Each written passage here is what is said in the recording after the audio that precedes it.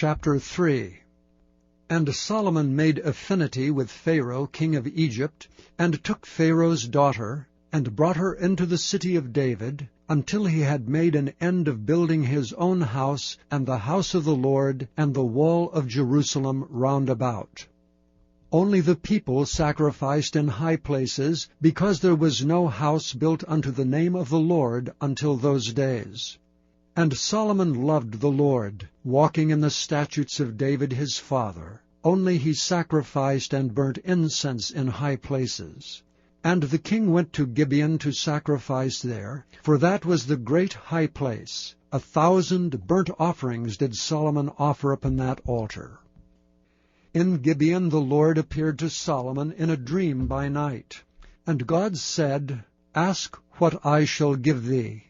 And Solomon said, Thou hast showed unto thy servant David my father great mercy, according as he walked before thee in truth and in righteousness, and in uprightness of heart with thee. And thou hast kept for him this great kindness, that thou hast given him a son to sit on his throne as it is this day. And now, O Lord my God, thou hast made thy servant king instead of David my father, and I am but a little child. I know not how to go out or come in.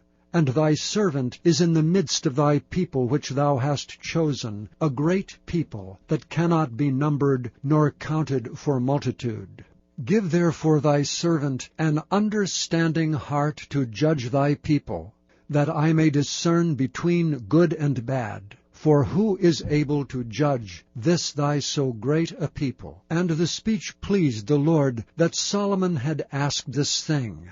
And God said unto him, Because thou hast asked this thing, and hast not asked for thyself long life, neither hast asked riches for thyself, nor hast asked the life of thine enemies, but hast asked for thyself understanding to discern judgment, behold, I have done according to thy words.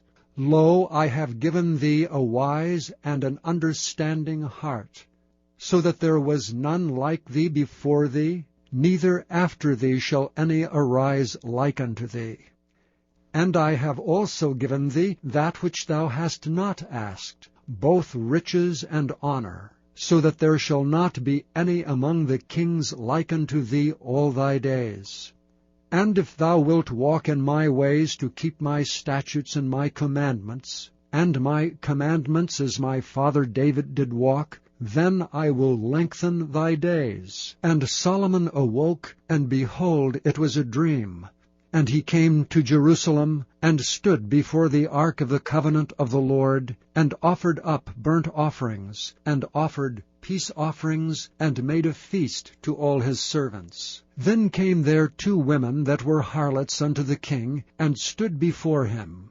And the one woman said, O my lord, I and this woman dwell in one house, and I was delivered of a child with her in the house. And it came to pass the 3rd day after that I was delivered, that this woman was delivered also.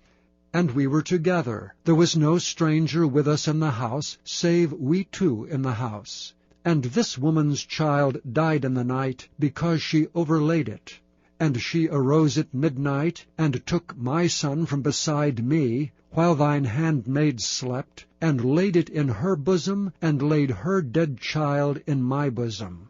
And when I arose in the morning to give my child suck, behold, it was dead. But when I considered it in the morning, behold, it was not my son which I did bear. And the other woman said, Nay, but the living is my son, and the dead is thy son.